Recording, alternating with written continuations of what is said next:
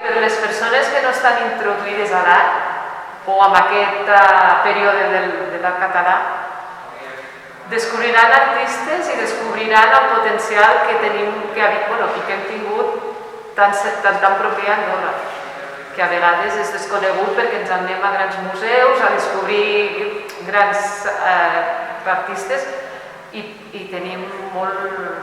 Hi ha artistes i obres properes que estan al mateix nivell. Trobar-te primer un art de proximitat,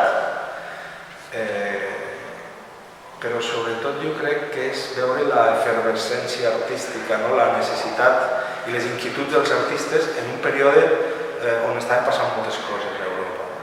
Passaven al món, però si centrem en l'art europeu, diguem que des de mitjans i finals del segle XIX a mitjans del segle XX passen moltes coses artísticament, molt relacionades també amb el que passa socialment al món, tant guerres, revolucions, etc.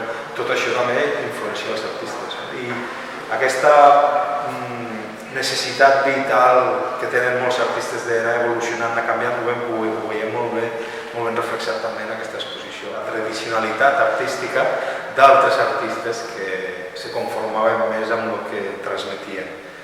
Llavors, aquesta dualitat, perfectament respectable en dos casos i que alhora enriqueix un a l'altre, jo crec que també tenim molt ben reflexat aquí.